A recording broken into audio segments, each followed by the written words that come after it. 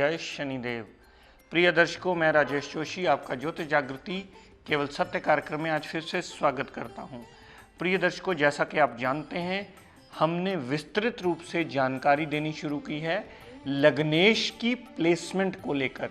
लग्नेश अलग अलग भावों में हमें कैसा रिजल्ट्स देता है, कहाँ वही योग कारक कहे जाने वाला ग्रह कुंडली का सबसे ज़्यादा मारक बन जाता है और बुरे रिजल्ट देने में सक्षम हो जाता है।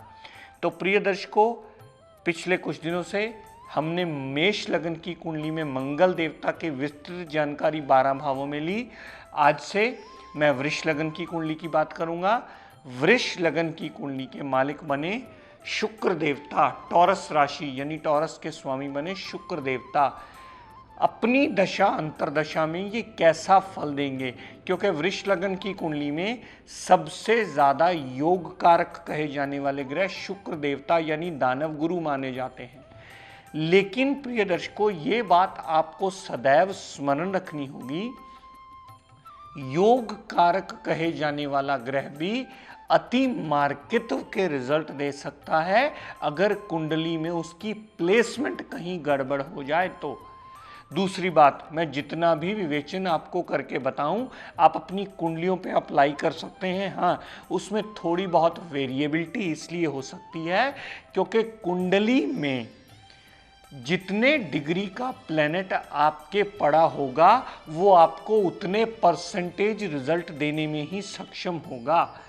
अगर इस लगन कुंडली में शुक्र देवता लगन में ही पड़े होंगे तो वो मालव्य नाम का पंच महापुरुष योग बनाएंगे। मालव्य नाम का पंच महापुरुष योग का मतलब होता है कि वीनस यानी शुक्र देवता के सारे एडवांटेजेस उस जातक को अवश्य मिलेंगे। लेकिन प्रिय दर्शकों, शुक्र देवता लगन में पड़े होने से हमें फल क्या क्या देंगे? जातक की पर्सनैलिटी को बहुत अच्छा कर देंगे, एक प्लीजिंग सी पर्सनैलिटी बना देंगे। जातक हर एक से मिलनसार होगा, मिलना जुलना जातक बहुत ज़्यादा पसंद करता होगा।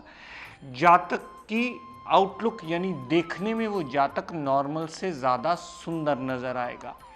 यहाँ से शुक्रदेव ने जितनी दृष्टि 7वें भाव पर डाली, दाम्पत्य सुख के पूर्ण एडवांटेज मिलेंगे उस जातक को। पार्टनरशिप करेगा तो पार्टनरशिप में सदैव शुक्र की दशा अंतरा में उसे कामयाबी मिलेगी और जातक के डेली वेजेस के नए नए रास्ते शुक्र की दशा अंतरदशा में खुलते ही मिलेंगे। लेकिन प्रिय दर्शकों, मैं पहले भी आपको इस बात पे जोर देकर के समझाता चला आया हूं कि शुक्र देवता का डिग्री वाइज बलाबल देखकर ही ये निर्णय कीजिएगा कि आपको शुक्र देव के कितने परसेंट पॉजिटिव रिजल्ट मिलने वाले हैं।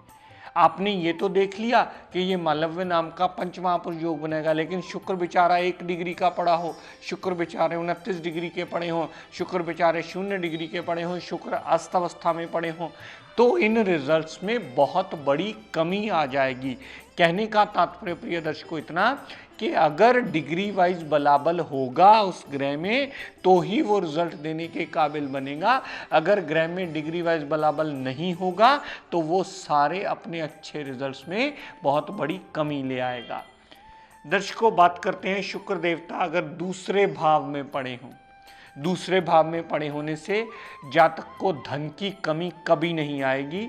जातक का परिवार जातक का पूर्णतः साथ देने वाला होगा और दूसरे भाव में पड़ा हुआ शुक्र देवता जातक को बहुत अच्छी और बहुत मीठी वाणी बोलने पर मजबूर कर देगा, क्योंकि वाणी का कारक एक तो बुध बनता है, उसी के पास ये डिपार्टमेंट है। शुक्र देवता एक सौम्यता का ग्रह है, उसका दूसरे भाव में आना उसकी वाणी को इतनी मधुर कर देता है कि साथ वाला जातक अगर कोई पास से गुजर भी रहा हो तो वो भी उस जातक की वाणी सुनना पसंद करता है। उस जातक के लिए उसकी कही हुई वाणी ही उसको बहुत बड़ा एडवांटेज दिलवाती है। ऐसी बहुत से सिंगर्स की कुंडलियाँ देखी हमने जिनमें शुक्र 2nd हाउस में योग कारक होकर के बैठा है, तो वहाँ उसे पूर्णतः एडवांटेज मिलता है। यहाँ से शुक्र देवता ने जितनी दृष्टि 8वें भाव पर डाली तो जातक अपनी मीठी वाणी से अपने बहुत सारे ऑब्स्टेकल्स को दूर कर लेता है, जातक हार्डवर्क करता है, जातक जल्दी डिप्रेशन, टेंशन, एंजाइटी में नहीं आता, जातक का ससुराल पक्ष से उसे पूर्ण फेवरेबल मिलती है। यहाँ से जातक अपने हार्डवर्क से अपने रिजल्ट निकाल के अपने खुद के जीवन यापन में आसानी अवश्य ले आता है। तो शुक्र देवता दूसरे भाव में आए हुए जातक को पूर्णतः चौतरफा लाभ अवश्य देते हैं। दर्शकों, शुक्रदेव अगर तीसरे भाव में पड़े हुए खुद ही उठ के मेहनत के घर में चले गए, जातक का जीवन यापन सदैव मेहनत से होता मिलता है। जातक अक्सर ये कहता हमने देखा है, हम तो जी जब से होश संभाली है तब से काम कर रहे हैं और लगता है सारी ज़िंदगी ऐसे ही करते, क्योंकि खुद ही उठे हैं और उठ के मेहनत के घर में चले गए हैं। तो जातक की मेहनत नॉर्मल से ज़्यादा होगी, जातक को छोटे भाई बहन की सपोर्ट मिलेगी, जातक की यात्राएं भी होंगी, जातक को हार्डवर्क करके ही हर कार्य में सक्षमता प्राप्त करके जातक के रिजल्ट्स में पॉजिटिविटी आएगी। यहाँ से शुक्रदेव ने जितनी दृष्टि नवम भाव पर डाली, पिता से लाभ मिलेगा, जातक धर्म को मानने वाला होगा, जातक विदेश यात्रा करने वाला होगा, जातक हर बात की रिसर्च करने वाला होगा और अपने हार्डवर्क से नई रिसर्च करके जातक कुछ ना कुछ निकालता अवश्य रहेगा। दर्शकों, शुक्रदेव चौथे भाव में पड़े हुए शुक्र देवता को दिशा बल मिलेगा। चौथे भाव में शुक्र देवता को दिशा बल मिलने से मकान, गाड़ी, भूमि, वाहन, जमीन, जायदाद, यानी जो घर सुख स्थान कहा जाता है, आपकी कुंडली में सुखेश कहा जाता है, सुख स्थान में आया हुआ शुक्र देवता अपनी दशा अंतरदशा में अगर जरा सा भी डिग्री वाइज बली हुआ तो जातक के सुखों में कई गुना बढ़ोतरी करता मिलेगा। जातक को हर सुख सुविधा अपने जीवन यापन में भोगने को अवश्य मिलेगी, फिर चाहे वो गाड़ी को लेकर हो, चाहे वो भूमि को लेकर हो, चाहे वो अच्छे से अच्छे वस्त्रों को लेकर हो, परफ्यूम, कॉस्मेटिक, ज्वेलरी, हर चीज़ का सुख जातक के जीवन यापन पे उसे मिलेगा अवश्य, क्योंकि शुक्र देवता लगन है। लगन कुंडली का सबसे योग कारक ग्रह गिना जाता है। योग कारकता की डेफिनेशन ये होती है कि जिस घर में जाना उस घर की वृद्धि कर देना। तो लगन में पड़ा हुआ पर्सनैलिटी की वृद्धि और सप्तम भाव की वृद्धि करेगा, दूसरे भाव में पड़ा हुआ दूसरे भाव की और अष्टम भाव की वृद्धि करेगा, तीसरे भाव में पड़ा हुआ मेहनत और भाग्य की वृद्धि करेगा, चौथे भाव में पड़ा हुआ शुक्र देवता आपकी सारी सुख सुविधाओं में वृद्धि करेगा। और यहाँ से जितनी दशम भाव पर दृष्टि डाली तो आपके कामकाज में भी नया रास्ता देकर के आपके कामकाज में नई बुलंदी हासिल करने में शुक्र देवता बहुत बड़ा मेजर रोल अवश्य प्ले करेंगे। तो दर्शकों, ये बात याद रखिएगा कि शुक्र इस लगन कुंडली का सबसे योग कारक ग्रह है, लेकिन अगर यही शुक्र तीसरे भाव में प्लेस्ड हो जाए तो वो योग कारक नहीं रहेगा, वो जातक की मेहनत और खपना अपनी दशा अंतरदशा में ज़रूरत से ज़्यादा बढ़ा देगा, जिसके लिए जातक कलपता ही मिलेगा। और फिर वो किसी विद्वान के पास जाकर के पूछता अवश्य है, जी मेरी तो लग्नेश की दशा चल रही है, फिर भी मुझे अच्छे रिजल्ट्स क्यों नहीं मिल रहे, फिर भी मेरी भागदौड़ इतनी ज़्यादा क्यों है, फिर भी मुझे इतना खपना अपने भाई बहनों के लिए क्यों पड़ता है, फिर भी मेरी छोटी मोटी यात्राएं ही क्यों अवश्य होती हैं।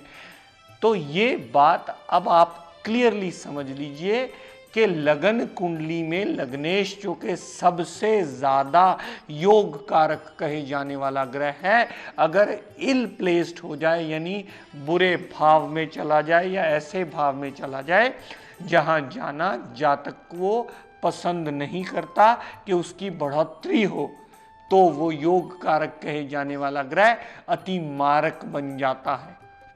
फिर आपको उससे जुड़े हुए रिश्तों को सुधारना पड़ता है, फिर आपको उससे जुड़े हुए रिश्तों के साथ साथ उसकी कारक चीज़ों का इस्तेमाल करके या उससे दान पुण्य करके उसका बैलेंस बनाना पड़ता है, उसका पाठ पूजन करके उसके इष्ट देव को, आराध्य देव को नमन करके उसे मनाना पड़ता है, ताकि वो उस घर के बुरे रिजल्ट आपको ना दे और आपका जीवन यापन आपके जीने लायक अवश्य छोड़ दे।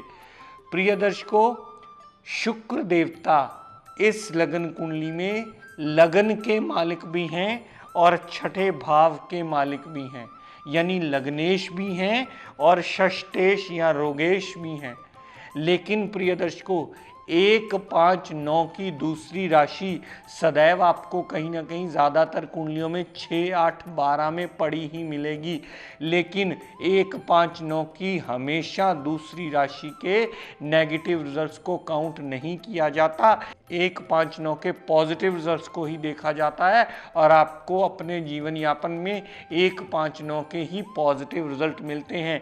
बस शर्त पुरानी वाली याद रखिएगा कि डिग्री वाइज उसमें उतला बलाबल होना अति आवश्यक है। जितना डिग्री वाइज उसमें बलाबल होगा उतने ही ग्रह रिजल्ट्स देने में सक्षम होगा। इस पूरी विद्या का मूल आधार नियम ही है जो मैं बार बार आपको समझाता आया हूं कि ग्रह कहाँ प्लेसमेंट में आया है और डिग्री वाइज कितने बलाबल लेकर के बैठा है। जितने बल कुंडली में वो ग्रह लेकर के बैठा होगा उतने ही आपको अच्छे या उतने ही आपको बुरे रिजल्ट देने में वो ग्रह सक्षम होता है। तो इस लगन कुंडली में शुक्र लगन में अच्छे फल देगा, दूसरे भाव में आया हुआ अच्छे फल देगा, धन कुटुंब वाणी संबंधी पॉजिटिव रिजल्ट देगा। तीसरे भाव में आया हुआ तीसरे भाव में बढ़ोतरी करेगा और वो जातक के लिए बहुत ज़्यादा शुभ नहीं माना जाएगा। चौथे भाव में आया हो शुक्र देवता, वो दिशा बल मिलेगा, जातक की सारी सुख सुविधाएं बढ़ोतरी करने में मददगार होगा। और यहाँ से दशम भाव पर जितनी 7वीं दृष्टि शुक्रदेव ने डाली तो शुक्र की दशा अंतर्दशा में कामकाज भी बहुत अच्छे ढंग से जातक चला करके अपना जीवन यापन आसान अवश्य कर लेगा।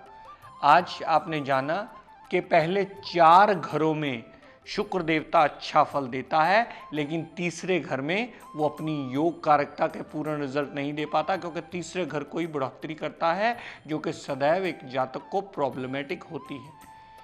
तो प्रिय दर्शकों, आज का टिप ऑफ द डे देता हूँ, नोट कर लीजिए।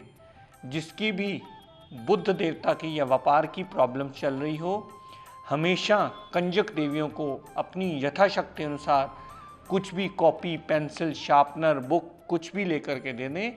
बुध देवता को शांत करके, प्रसन्न करके आपका व्यापार चलने में बहुत बड़ा मेजर रोल प्ले करता है। प्रिय दर्शकों, इसी के साथ अपनी वाणी को विराम देता हुआ हम सब के लिए मंगल कामना करता हुआ शनिदेव से ये प्रार्थना करता हूँ कि हे शनिदेव हम सब पर अपनी कृपा दृष्टि दया दृष्टि सदैव बनाए रखें। जय शनिदेव।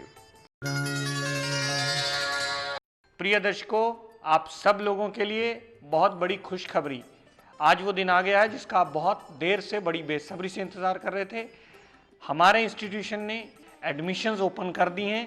आप में से जो भी जातक इस विद्या को सही दिशा में सीखने के इच्छुक हों वो हमारे इंस्टीट्यूशन से फॉर्म कलेक्ट कर लें और भर के हमें दे दें। ये इसका टाइमिंग शाम को 5 से 8 बजे के बीच रहेगा। आप 5 से 8 बजे के बीच आकर के अपना फॉर्म कलेक्ट कर सकते हैं और इस समाज का और अपने खुद का कल्याण करने में ये विद्या आपको सहायक सिद्ध हो। दर्शकों, इससे अधिक जानकारी के लिए आप हमारे इंस्टीट्यूशन में फ़ोन करके विस्तृत रूप से इसकी कोई भी क्वेरी हो आपकी वो पूछ सकते हैं, ताकि आप सही मायने में इस दिशा से लाभ उठा सकें।